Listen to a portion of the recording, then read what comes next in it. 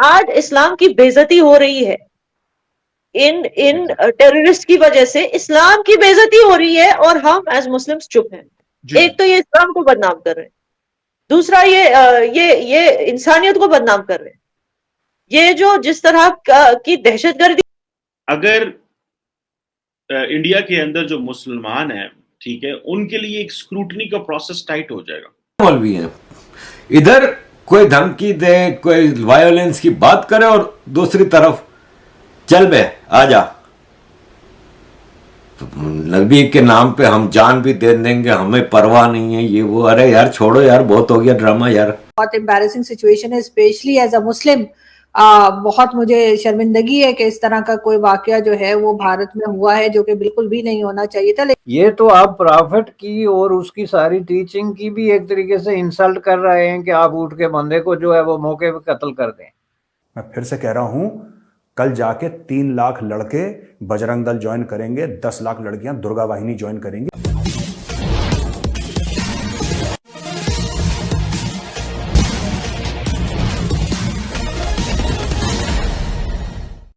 उदयपुर की घटना के बाद जिस तरह से भारतीय समाज अंदर से आक्रोशित है और जिस तरह से पूरी दुनिया का समर्थन भारत को मिल रहा है, अब पाकिस्तानी मीडिया भी यह कह रहा है कि भारत से ही रेडिकल इस्लाम यानी जो धर्म के नाम पर गुंडागर्दी और दादागिरी चलाते हैं, उनकी उल्टी गिनती शुरू हो गई है। आगे क्या कहा जा रहा है, आइए सुनते हैं। एक तो ये इस्लाम को बदनाम कर रहे हैं, दूसरा ये इंसानियत को बदनाम कर रहे हैं। ये जो जिस तरह की दहशतगर्दी कर रहे हैं, देखिए इट इज क्लियर कि इंडिया में आप ऑपोजिशन कह लें या फॉरेन पावर्स कह लें, उन्होंने बहुत कोशिश की है कि हिंदुइज्म को एक मुद्दा बना के, हिंदुइज्म को एक एंटी मुस्लिम मुद्दा बना के, एक सनातन धर्म है हिंदुइज्म का, which believes in peace, which believes in शांति, अमन, त्याग। अगर ऐसे शैतान सामने आके बोलेंगे हम मुसलमान हैं और हम इस्लाम के नाम पे ये कर रहे हैं, हमारी जो इज्जत है ना मुसलमानों की, खाक में मिल जाएगी अगर हमने इसके खिलाफ अगर नारे नहीं लगाए। नहीं, ये याना जी बिल्कुल, ये आपकी बात में मैं आपसे 110%। आज इस्लाम की बेइज्जती हो रही है। इन टेररिस्ट की वजह से इस्लाम की बेइज्जती हो रही है और हम एज मुस्लिम्स चुप हैं। कल जाके 3 लाख लड़के बजरंग दल ज्वाइन करेंगे, 10 लाख लड़कियां दुर्गा वाहिनी ज्वाइन करेंगी। किस किस को रोकोगे?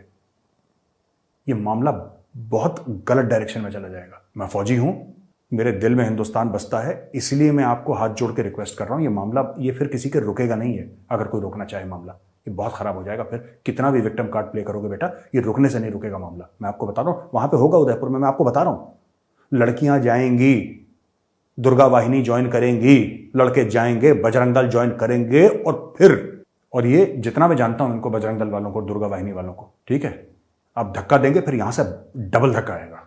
आप ऐसा मत करिए। और मैं अपील करता हूं, ये इफ बट के साथ जो कन्हैया लाल जी के साथ हुआ है, उसको इफ और बट में मत करिए आप। अगर आपको कंडेम करना है, अगर आपको कहना है कि बुरी चीज है, तो बोलिए बुरी चीज है, लेकिन मगर मत करिए। को मारता है यहाँ पे, सीधी सी बात है। हमने तो कभी नहीं देखा कि हिंदू ने मुसलमान को मारा हो। अगर इंडिया के अंदर जो मुसलमान हैं, ठीक है, उनके लिए एक स्क्रूटनी का प्रोसेस टाइट हो जाएगा। क्योंकि जो खबरें आ रही हैं उसमें यह है कि जो इंटरनल सिक्योरिटी एस्टैब्लिशमेंट है इंडिया की, वो देख रही है जी rising Islamic radicalisation in India. अच्छा, बहुत सारे लोगों को इससे एतराज है, वो कहते हैं राइजिंग इस्लामिक रेडिकलाइजेशन, पूरी मुस्लिम उम्मा को जितना नुकसान हुआ है इस रिलीजियस रेडिकलाइजेशन का। मैंने थोड़े दिन पहले, बल्कि कल मैंने ट्वीट किया कि पाकिस्तान को ये जो और पूरी दुनिया में जो रिलीजियस रेडिकलाइजेशन है, इसका बड़ा नुकसान हुआ है। और ये जो वाकया हुआ है उदयपुर में, ये सारा, इसमें आप देखें ना कि ये क्या एक मैसेज आता है। इधर कोई धमकी दे, कोई वायोलेंस की बात करे और दूसरी तरफ चल बे आजा, नबी के नाम पे हम जान भी दे देंगे, हमें परवाह नहीं है, ये वो। अरे यार छोड़ो यार, बहुत हो गया ड्रामा यार। बैन करो रेडिकल इस्लाम को, किसी को मजहब के नाम पे उकसाने का। अब आप ये बताएं कि जिस दिन से नूपुर वाला हुआ है, जुबैर अय्याशी से रह रहा था ना, अब जाके पकड़ा है उसको। बैन रेडिकल इस्लाम, बैन मदरसा, ब्रिंग यूनिफॉर्म सिविल कोड, मस्जिदों की स्क्रूटनी करें, मौलवियों को देखें कि क्या कर रहे हैं, उनकी काबिलियत देखें। यह नहीं कि सिर्फ कुरान पढ़ना आ रहा है तो आपने भेज दिया। वक्फ बोर्ड खत्म करें, ये सब चीजें जरूरी हैं। और आम आदमी इन, और जो मेरे हिंदू भाई बहन वो अकेले लड़ रहे हैं इन सब चीजों से, जैसे जूस लड़े थे, जैसे इजरायली लड़े थे। And I am very proud of them कि how they are fighting back. I am very proud of them and I am very dejected कि क्यों, जैसे ये उदयपुर का जो वाकया हुआ उसके बाद 2 बंदे, मैं उनको शैतान, ये प्रेशर नहीं होना चाहिए कि इस तरह के लोगों को सख्त सजा ना दी जाए। आपको एग्जाम्पल सेट करनी पड़ेगी, आपको बताना पड़ेगा कि जी ये नहीं चलेगा आपके यहाँ। अगर आपने किसी की जान ली ब्लास्फेमी के नाम पे तो फिर आप बचेंगे नहीं, और ये नहीं कि जेल में डाल दिए जाएंगे, लटकाए जाएंगे। आपके साथ भी वही होगा जो आपने किया है, तब ये चीज कंट्रोल होगी। अगर आप डरेंगे जी मुस्लिम्स क्या कहेंगे, ओआईसी क्या कहेगा, फला क्या कहेगा, तो बस फिर ये झेलते रहिए। लेकिन अगर आप सख्त स्टेप लेंगे तभी बचेंगे। आज के बाद मेरे सामने से कोई आदमी दाढ़ी वाला गुजर रहा है, टोपी लगा रखी है, तो क्या मुझे ये डर नहीं होगा कि ये किसी को भी मार सकता है? ये मैंने ब्लैक लाइव्स मैटर देखा था, मुस्लिम लाइव्स मैटर देखा था, अब हिंदू लाइव्स मैटर ट्रेंड आ गया। अरे तो ये ट्रेंड्स आ गए हैं, लेकिन हम लोगों को एक प्रॉब्लम है। हम लोग क्या करते हैं, कोई इंसिडेंट हो जाता है उसे कंडेम करते हैं और फिर भारतीय समाज मूलतः सनातन संस्कृति पर आधारित है। इसका सूत्र वाक्य है सर्वधर्म समभाव वसुधैव कुटुम्बकम। यही कारण है कि भारतीय समाज या भारत में रहने वाले लोग ज़्यादा सहिष्णु होते हैं और अपने में सबको समेटकर साथ लेकर चलने की कोशिश करते हैं। अनेकता में एकता भारत की विशेषता है। चाहे हमारे देश पर आक्रमणकारी आए, शक हूण से लेकर मुगल, अंग्रेज, फ्रेंच, डच जितने भी लोग आए, हालांकि उन्होंने भारत के साथ कोई न्याय नहीं किया, अत्याचार ही ज़्यादा किया और भारतीय समाज में लूटपाट करके यहाँ की संस्कृति को बिगाड़ा ही। लेकिन इसके बावजूद भी भारत उनको समेटे रहा और यही कारण है कि भारत की जो आज सनातन संस्कृति है, हिंदू धर्म है, आज भी टिका हुआ है। लेकिन अब इसका कुछ धर्म के लोग बेवजह फ़ायदा उठा रहे हैं और जो अभी उदयपुर में घटना हुई यह उसी का ज्वलंत उदाहरण है। हिंदू देवी देवताओं के बारे में कुछ भी कहा जाता है, लोग यहाँ सुन लेते हैं क्योंकि सबकी अपनी अपनी राय है। लेकिन अगर किसी धर्म विशेष के बारे में कोई टिप्पणी की जाए और वह इतना उग्र हो कि वह एक बेचारे दर्जी से लेकर प्रधानमंत्री तक की धमकी देने लगता है और उसको इस देश में बैठे कुछ गद्दार उसका समर्थन करते हैं, तो यह बात पचने वाली नहीं है। लेकिन अब यह समाज भी जगने लगा है और यह समाज जब जगेगा तो फिर रेडिकल इस्लाम की उल्टी गिनती चालू होना लाजमी है और आज की परिचर्चा में इसी बात की ओर इशारा किया गया है। हम चुप हैं इसलिए दूसरे बोलते जा रहे हैं, लेकिन ऐसी बात नहीं है कि हमारे मुंह में जबान नहीं है, हम बोल नहीं सकते।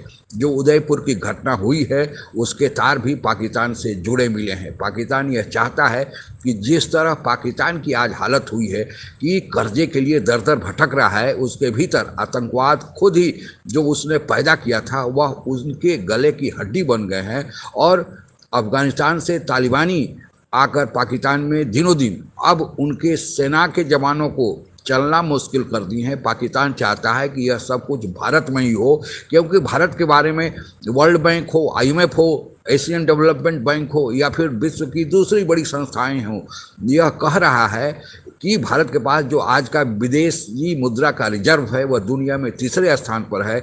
भारत 2027 तक विश्व की तीसरी बड़ी अर्थव्यवस्था बनने जा रहा है। भारत की विकास दर चीन, अमेरिका जो दुनिया के पहली और दूसरे नंबर के आर्थिक ताकत हैं उनसे भी तेज गति से ऊपर की ओर जा रहा है। तो भारत को खिलाफ तो करना पाकिस्तान का बनता ही है, लेकिन पाकिस्तान चाहता है कि भारत भी पाकिस्तान की तरह भीख मांगे या दरवाजे दरवाजे घूमे, लेकिन पाकिस्तान की यह चाल कभी पूरी होने वाली नहीं है। हालांकि इसमें पाकिस्तान अकेला नहीं है, दुनिया के दूसरे देश भी भारत के प्रगति से जल रहे हैं और उनको अब भारत में ही कुछ ऐसे एजेंट मिल रहे हैं, भारत में कुछ ऐसे भारत विरोधी ताकत बैठे हुए हैं जो चंद पैसे के लिए भारत के खिलाफ ही काम कर रहे हैं। इनको पहचानना है और इनको अब सबक सिखाने का समय आ गया है।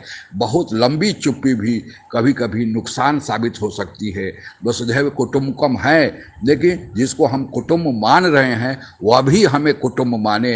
हम सर्वधर्म समभाव की बात कहते हैं, लेकिन दूसरे धर्म भी हमारे धर्म की आदर करे।